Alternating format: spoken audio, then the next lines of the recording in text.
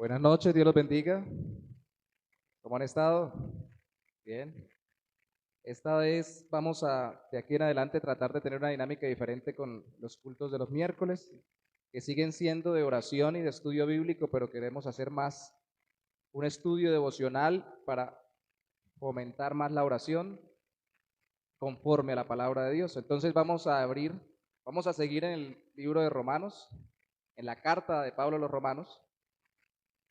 Hoy me corresponde a mí Romanos 6 del 1 al 11, pero la vamos a leer y vamos a meditarla de forma tal que tengamos motivaciones para orar, para que luego que terminemos de hacerlo, las hermanas que estén presidiendo de intercesión continúen en oración, primeramente con ese tema, y luego ya con las peticiones generales y específicas.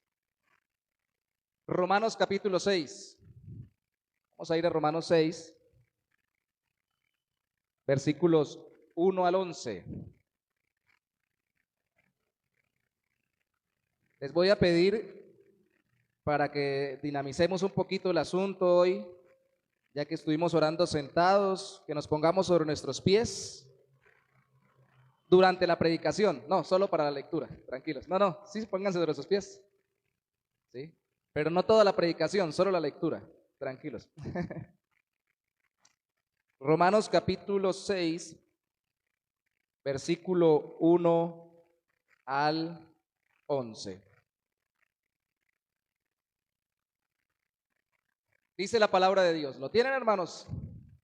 ¿Listo? Los que tienen la Biblia, leen junto conmigo allí en su palabra o en la Biblia que tienen abierta o encendida.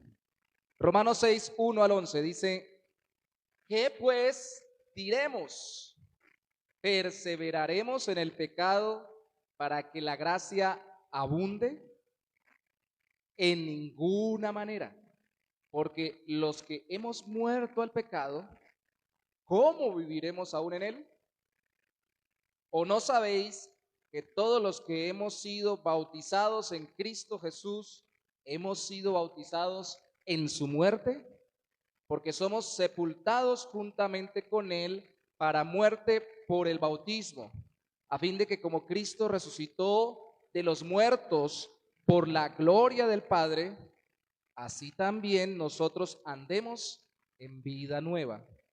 Porque si fuimos plantados juntamente con él en la semejanza de su muerte, así también lo seremos en la de su resurrección. Sabiendo esto, que nuestro viejo hombre fue crucificado juntamente con él para que el cuerpo del pecado sea destruido, a fin de que no sirvamos más al pecado, porque el que ha muerto ha sido justificado del pecado.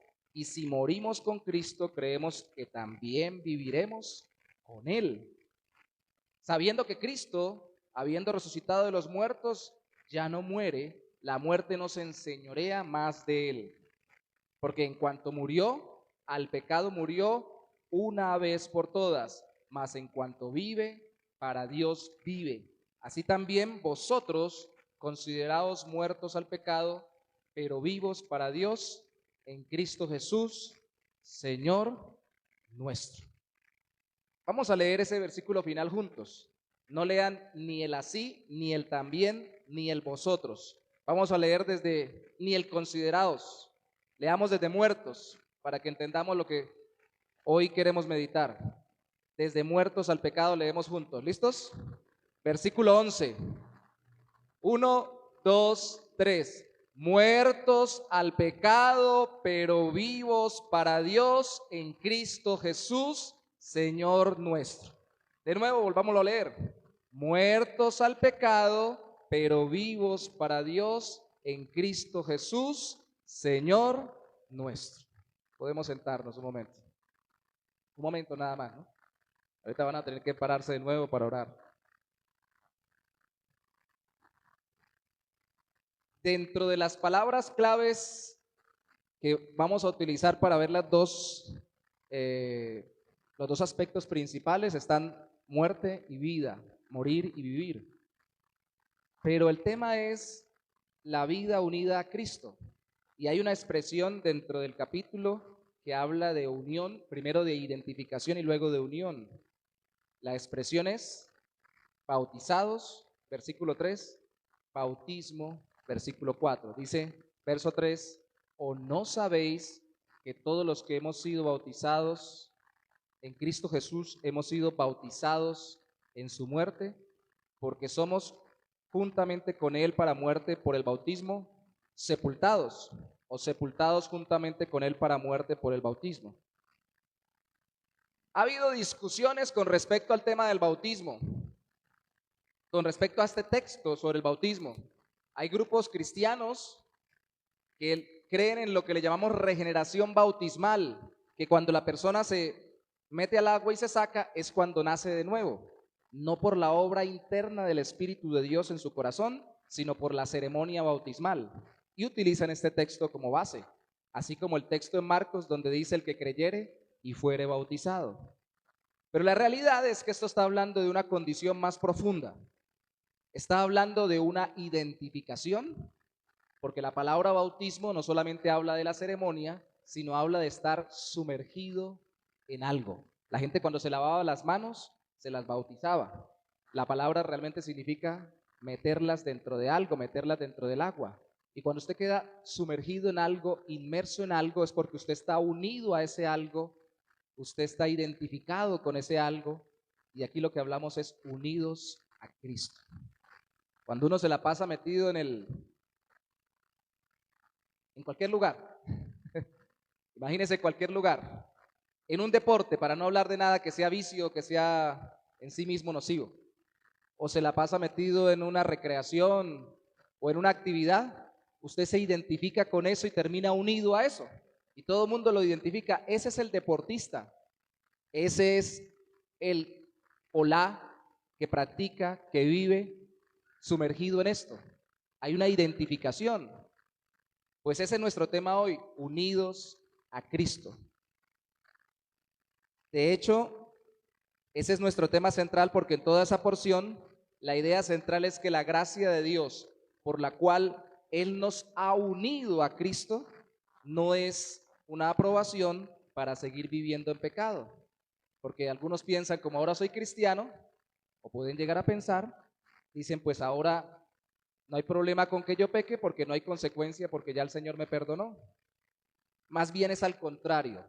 El estar unido a Cristo es morir o dejar de ser sensibles o de estar disponibles o de estar pendientes del pecado. Y más bien es que ahora vivimos para Dios con Cristo y como Cristo. Cuando estamos predicando, cualquiera nos puede malinterpretar. Cuando estamos hablando, cualquiera nos puede malinterpretar.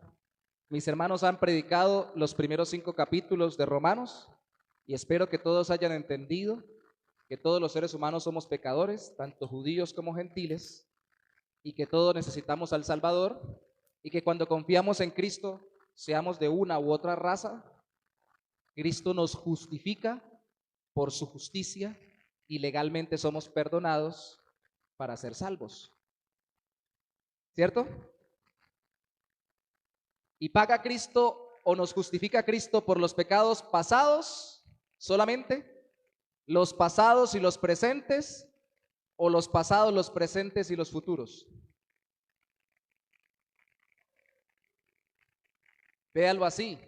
Nuestros pecados pasados estaban en el futuro cuando Cristo murió. Así que Él murió tanto por nuestros pecados pasados como por los presentes como por los futuros.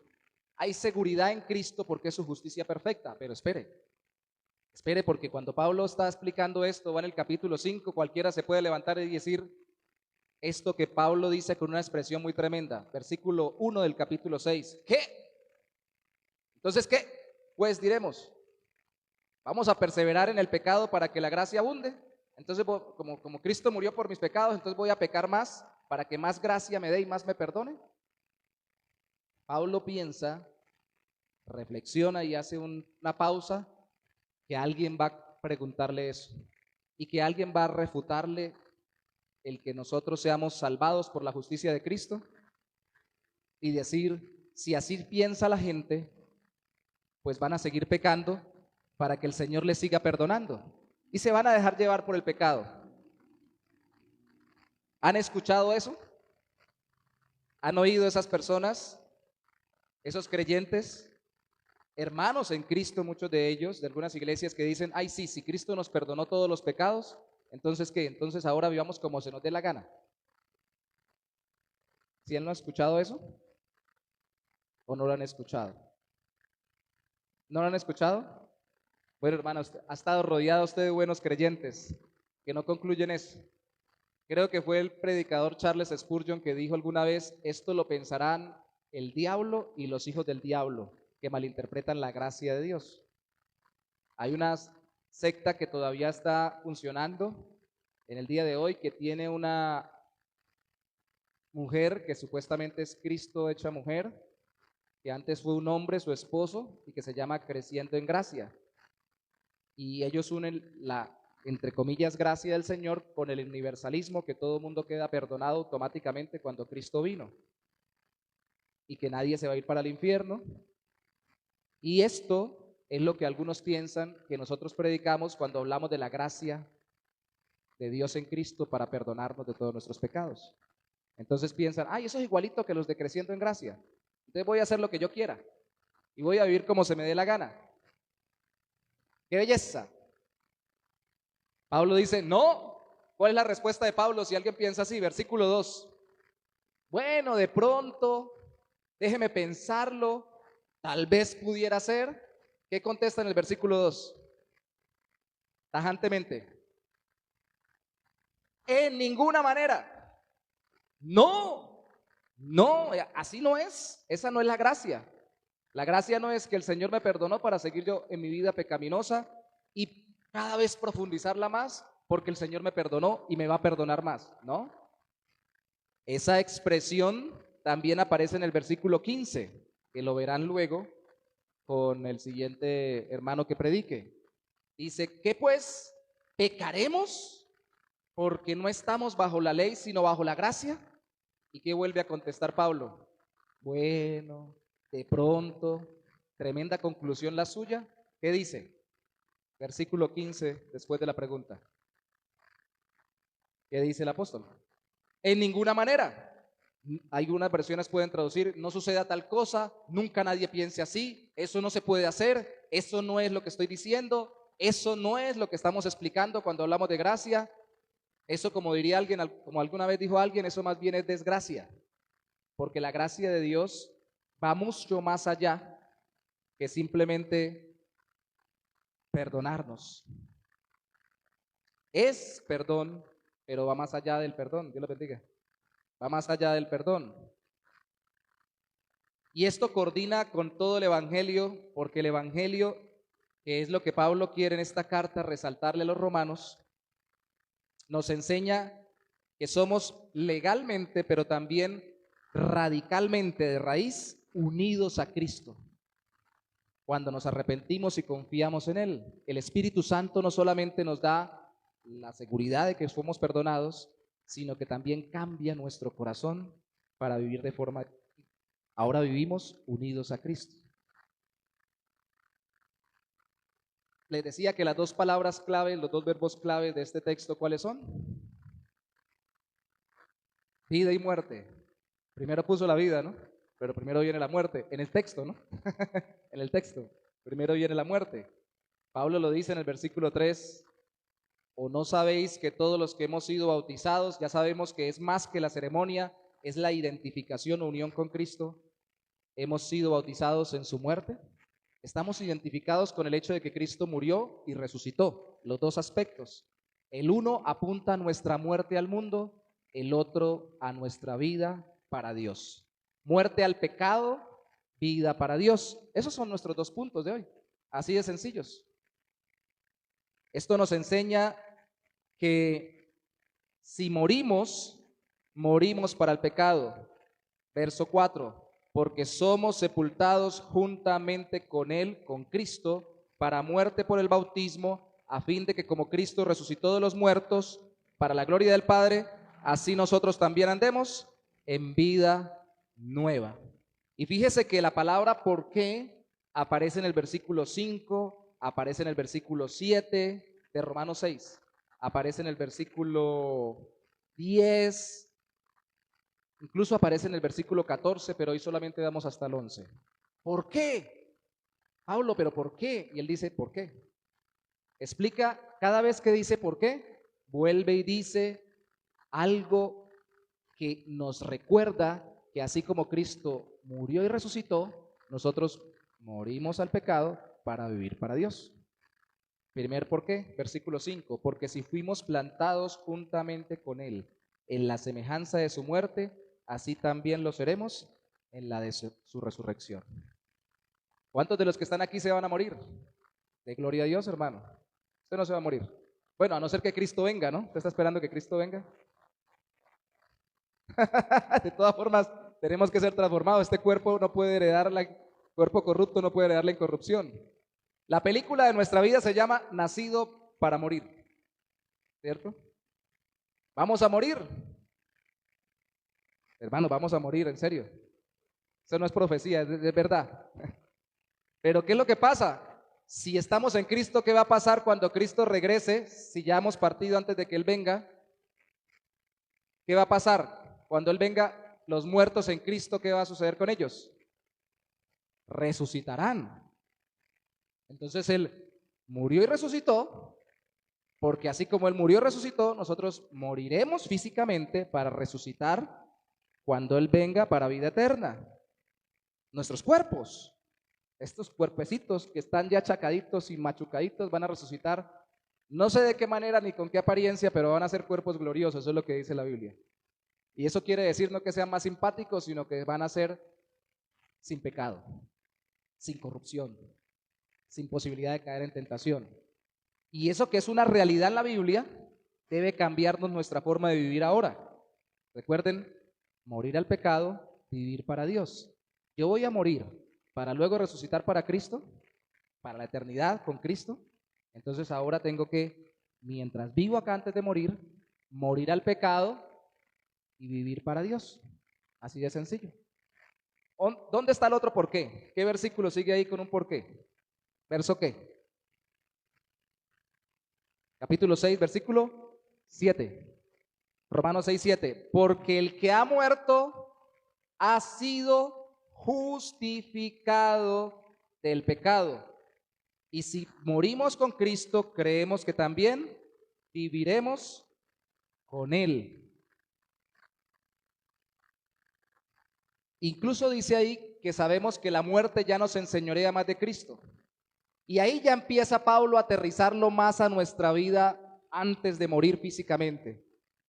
Y lo que está diciendo es, hemos sido justificados, hemos sido perdonados, ¿por qué vamos a seguir viviendo en pecado o para el pecado? ¿Qué es vivir para algo? Cuando uno le dice a una persona, uy, esa persona sí es viva, para eso es buena. Es buena para los negocios, ¿qué quiere decir? Que está pendiente, que está alerta, que está dispuesta, que es sensible, que está muy entusiasmada con los negocios, si es viva para los negocios. Ahora, si es muerto para los negocios, ¿cómo será? No le importan, no le interesan, no les pone atención, pierde toda oportunidad de negocios, no hace nada con ello.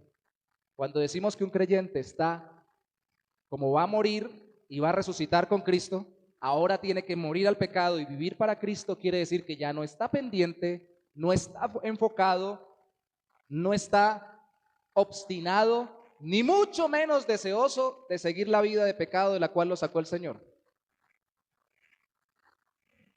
Eso es estar muerto al pecado. Y si decimos que vive para Dios, quiere decir que está pendiente, está sensible, disponible, dispuesto, enfocado en Dios y su voluntad. ¿Sí entendemos la analogía allí? Pregunto, ¿ha estado usted en algún momento más enfocado en lo que Dios dice que es pecado en algún área de su vida? Al punto que eso es mutuamente excluyente, se desenfoca de Dios y su voluntad. En algún momento, algún pensamiento, sentimiento, palabra, obra y hasta omisión, por mi culpa, no quiero decir eso. Alguna de esas cosas usted ha perseverado que sabe que no que no le agradan a Dios. ¿Usted se da cuenta de lo que pasa cuando uno se enfoca en algo que no le agrada a Dios? Entre más se ensucia uno, más fácil es ensuciarse más. Una de las cosas que tiene el diablo para hacer en el corazón de los creyentes, quiero sacar una aplicación práctica aquí, ya que el Señor la pone en mi mente, es que cuando nosotros caemos, el Espíritu de Dios nos entristece para que nos arrepintamos, aborrezcamos que caímos y busquemos hacer la voluntad de Dios, que Él nos restaure.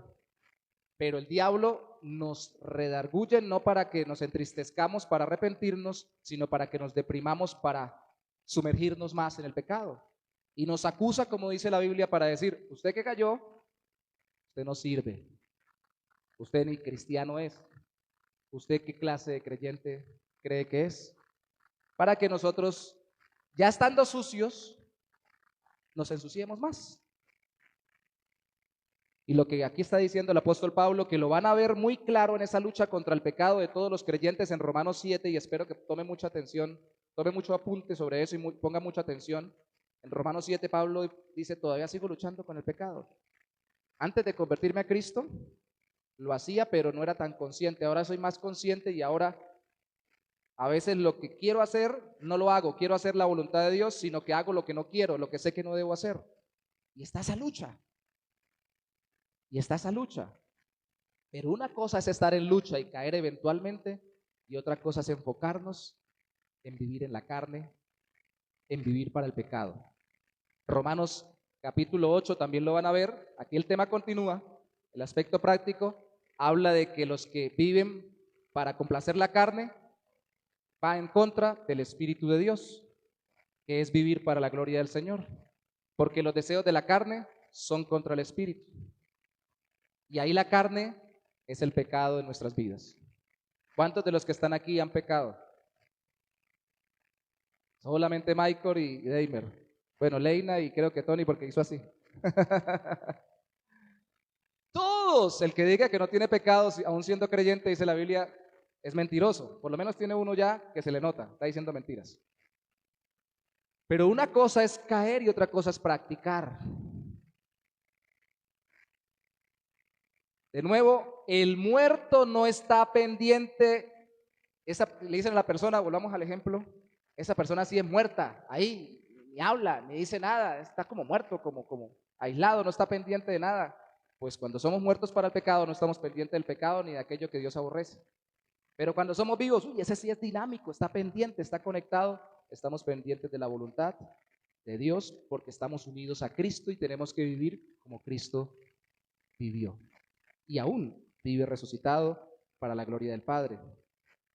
Otro por qué, versículo 10, hablando de Cristo, porque en cuanto murió, al pecado murió una vez por todas, mas en cuanto vive, para Dios vive. Clarito, Cristo murió y vive para Dios. Ahora, Cristo no murió al pecado porque Cristo practicara el pecado. Él murió a la posibilidad de pecar porque ya después de muerto y resucitado, ya no hay tentación que valga sobre él, como cuando nosotros tengamos cuerpos resucitados. Pero también murió al pecado por el hecho de que pagó por el pecado nuestro, recibiendo el castigo por nosotros que debíamos nosotros recibir. Pero si Él lo hizo, nosotros en la práctica entonces no debemos enfocarnos en la vida pecaminosa. Él vive para Dios, nosotros debemos vivir para Dios. Voy a preguntarle cositas más sencillas a usted, más prácticas. ¿Para quién vive usted? Todos los evangélicos decimos para Dios. ¿Sí? Pregunto más específico. ¿Para quién trabaja usted? Para mí, para el bolsillo, porque hace falta comer. ¿Para quién cocina usted si cocina? Para mí, porque hay que comer. ¿Para quién, más aún, respira usted? ¿Camina usted? No deberíamos simplemente decir para Dios. Deberíamos pensar, todo lo que hago lo quiero hacer para el Señor. El apóstol Pablo en otra parte escribe que sea que comamos o que bebamos, lo hagamos para la gloria de Dios. Todo. Y tomarse algo para el Señor. Porque usted se puede tomar algo con amargura y con rencor. Eso no es para la gloria de Dios. como decía mi abuelita, puede que le haga daño y hasta se indigeste. Y cuidado si no le pasa una tragedia. Todo para la gloria de Dios. Último, ¿por qué? Hasta el versículo 11, ya lo vimos. El versículo 12 enfatiza, así también vosotros, versículo 11, consideraos muertos al pecado, pero vivos para Dios en Cristo Jesús, Señor nuestro. Concluyendo, unirse a Cristo es morir al pecado y vivir para Dios, porque Cristo murió y resucitó para perdonarnos de los pecados y cambiar nuestra vida. Entonces ahora lo que nos caracteriza es cada vez menos sensibles y deseosos de pecar y más enfocados y deseosos de hacer la voluntad de Dios. Esto es la única parte en la Biblia que habla de eso. Mire por favor conmigo Colosenses capítulo 2, versículo 12, un texto paralelo. Si no lo tiene, yo se lo leo. Dice el apóstol Pablo en Colosenses 2:12, cuando está hablando de la plenitud de vida en Cristo, dice, de los creyentes sepultados con Él, con Cristo, una vez más, en el bautismo. Colosenses 2:12, sepultados con Él en el bautismo, en el cual también fuisteis resucitados con Él, mediante la fe en el poder de Dios que le levantó de los muertos. Hermanos, ¿por qué si habla del bautismo y podría ser la ceremonia, por qué creemos que no es en la ceremonia del bautismo, sino que es en la unión espiritual con Cristo? Porque así como dice que fuimos sepultados con Cristo y resucitados con Él, no fuimos cuando Él murió ni cuando Él resucitó. Mucho tiempo después lo fuimos. Así también cuando somos bautizados, no es por lo que hagamos en ese momento, sino por la experiencia interna dada por el Espíritu de Dios, de que muramos al pecado y vivamos para el Señor confiando en Cristo. Somos unidos. Bautismo entonces de nuevo en estos textos, aunque se simboliza con el bautismo en agua, significa ser identificado con Cristo. De hecho, la última ceremonia que vi en una iglesia que se llama Bautista el Buen Pastor también, pero de Albany Creek en Australia, el pastor tenía una camiseta y le ponía una camiseta, creo que también a los que se bautizaban, que decía, me identifico con Cristo, o mi identidad está en Cristo. La mayor crisis que tenemos hoy en día es de identidad. Con lo que se identifique usted, termina pareciéndose. Si se identifica con Cristo, se parecerá y está unido a Cristo, se parecerá cada día más a Él. Luego de concluir, vamos a dejar peticiones de oración para que las hermanas continúen orando, presidiéndonos. 3 nada más, ellas la van a encabezar y luego peticiones más particulares. La primera, mayor conciencia de nuestra posición espiritual. Segunda, mayor fortaleza ante la tentación. Y la tercera, mayor sensibilidad y disposición para Dios. Usted puede ser más consciente, más fuerte ante la tentación y más dispuesto para Dios. Y yo también.